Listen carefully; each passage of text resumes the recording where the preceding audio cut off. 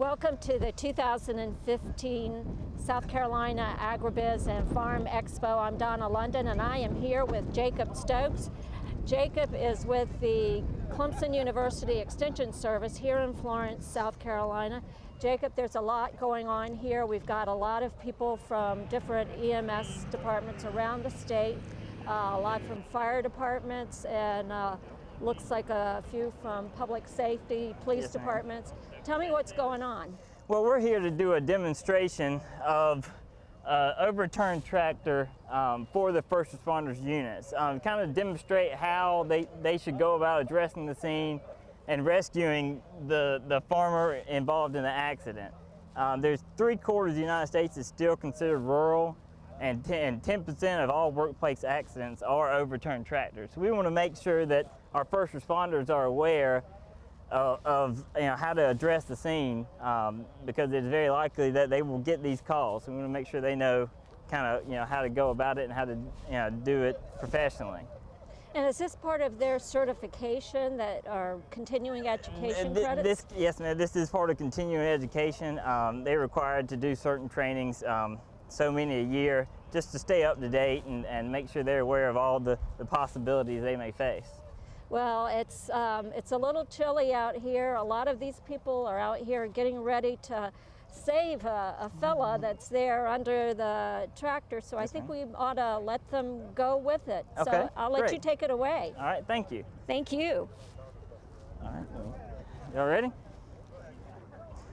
All right, we're going to go ahead and get started. All right, so to address the scene, all right, we have a man driving on a hill. He overturned his tractor.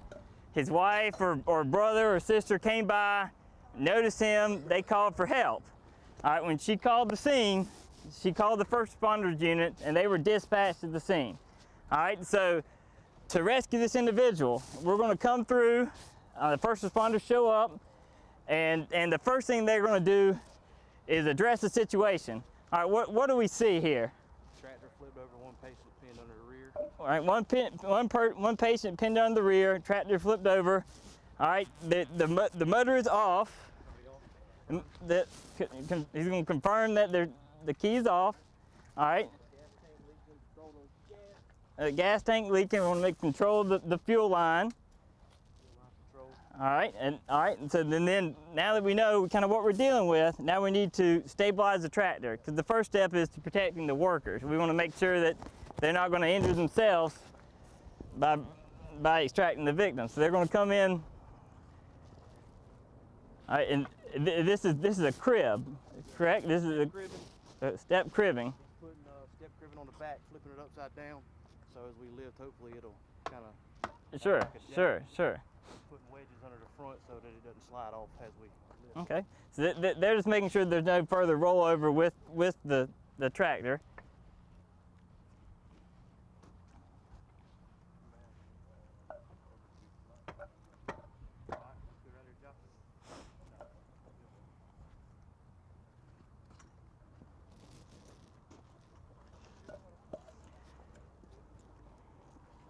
So now they're coming in with their jack.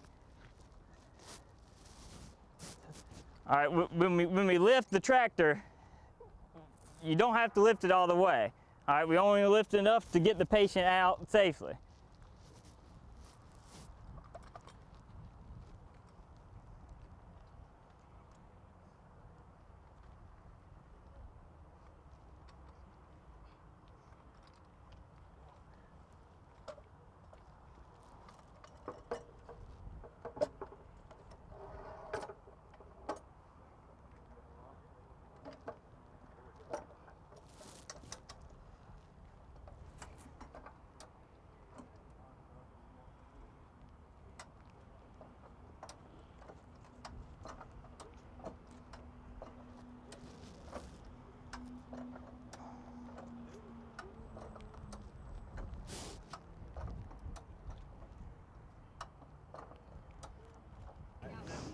Clear back here.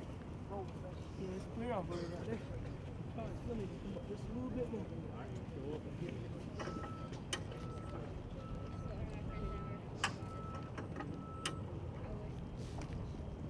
You can get go ahead and get a backboard.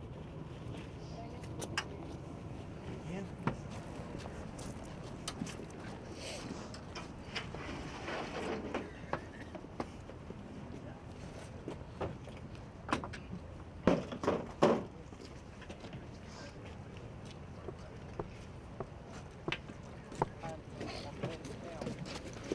Okay. You can see. Yeah, go ahead and grab his pants so it won't fall apart, but yeah. So go ahead and remove them. And then now that the patient's safely out, y'all would just make sure he was gone and then just remove all your equipment. Before we started removing any of our stuff. All right. And as far as the group, all right, how would the size of the tractor change anything we did here? If it was a much larger tractor, would that change anything we did? All right, what would we do if it was a much larger tractor? Anybody want to comment on that? If it was a bigger tractor, we had to go bigger airbags, maybe get one of the larger truck records. Okay, yeah, you could either use the wrecker truck, correct? You have a wrecker truck come in, use the airbags. All right, at what situation would you consider digging him out? Would that be something we would consider? Well, it depends on the ETA for the record. Look, in the city we have the luxury, we got truck service. We got big records right here in the city, so yeah, but some of the more rural areas the wouldn't. more rural areas, yeah, those guys might have to start digging out, but here in the city we got the luxury of having those big heavy duty records. Go ahead and bring those guys in. And even on dispatch, we may go ahead and request one of them to start responding until we get there, because it's much easier to cancel those guys than have to, delay response. All right. So kind of back up. When you get a call from dispatch, gets a call, what kind of question would they ask the person who called in the scene? They should ask the type of tractor, locations, because when you start saying tractor, to us, it can mean a semi-truck. We consider those tractor trailers. So they need to ask, is it a farm tractor, a lawnmower tractor? Okay. So you know, size and brand tractor. Type of tractor, is it hauling anything? What type of work was it maybe doing? Okay. Make sure that they're still with the patient so they can actually lead you in, because in the rural areas, they may be out in the middle of nowhere. Sure. Location would be an issue. I mean, exactly. just for the fact that, you might not know the road names. It may be a dirt road, so you didn't know how to get there quickly. This parking lot, we had the luxury, the truck was right there. Sure. We may have to park the truck a mile down the road and four-wheel stuff in. You never know how the terrain's going to be. So, a day like today, in terrain in the field, you wouldn't be able to take that truck nowhere near the scene. So you got to start thinking about those things as you're approaching. Is there anything else that, like a hazard, you could possibly see that we've not shown here? Could be some hydraulic fluid. Yeah, hydraulic fluid, some kind of attachment. Whatever he was hauling, he may have, some kind of grain bin thing he was hauling, or a disc blade or something, or a bush hog could still be rotating. Should be rotating. Yeah, you take longer to cut it off, and you got to wait on that. And so, besides this part, with this patient in a normal situation, would that have been enough time to get him out and address his injuries, or if? I mean, a normal situation, yeah, that could have been, but then, like I said, you got to take into consideration of the compression of the tractor, what it's putting on you. Sure. His body's done adapted to breathing that way. When you lift that pressure, it's going to take all that off of his chest. He could have internal injuries that's holding pressure on. By us doing that, we could harm him worse. Sure. So you would make sure the EMS was on scene before you may want to get a medical helicopter. Medical helicopters and okay. All right. Yeah, like I said, just the terrain plays your biggest role to me. Sure, absolutely. All right, anybody have any questions? No questions? No? All right, thank you. Okay. Oh. Well, Jacob, that was quite an exhibit there and a demonstration. I'm wondering, there were some of the questions that I wasn't able to hear, and particularly when you consider car wrecks or things such as that, and explosions or gas leakage and that sort of thing. Was there a question about that? And sure. When they first came in, their first thing was to make sure it was off. I said it was off, but they verified for themselves, removed the key so that no one else who came on scene would mess with it. Right. And then their second step was to address, gas leak. They noticed that there was some fuel leakage, so they they cut the fuel off. Okay. So that, you know, if there was, you know, if they could not get them out of this way, you know, the next step could be using some sort of, you know, cutting device, and they need to make sure there's no gas there for fire purposes. Right. So they addressed that, you know, before they even did anything else. You know, that was their main focus, is you know, making sure that the scene was safe before they proceeded with the rescue. Now, that this could be my lack of physics knowledge, but I'm wondering why the tractor is not just flipped over, Meaning, and to get the well, when you're victim working with out. time, and you're working with time, and usually first responders in small groups when they get there. So lifting it by themselves is out of the question, just because Okay. the manpower involved.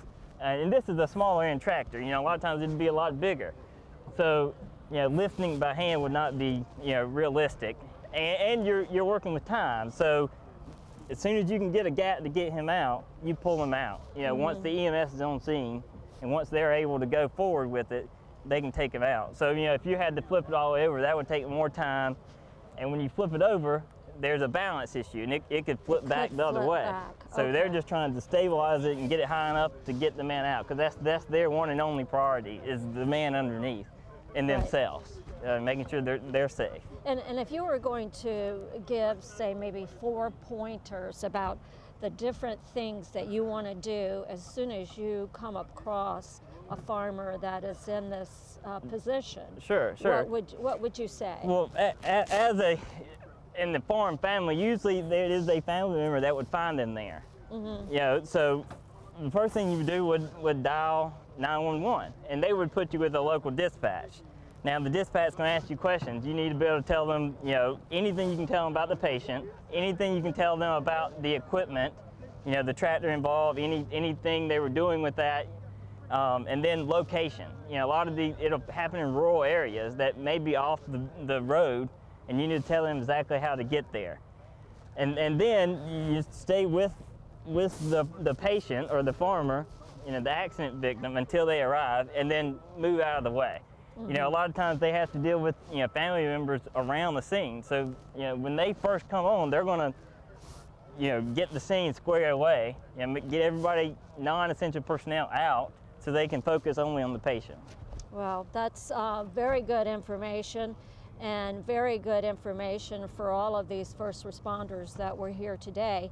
This is something that a lot of people from the city don't realize. Correct. The critical nature of what goes on a farm. So we want to thank you, Jacob Stokes, with Thank you. Clemson Extension Service, and look forward to seeing you again in the future and hearing about some of the programs in Yes, the future. ma'am. Thank you. Thank you. Okay.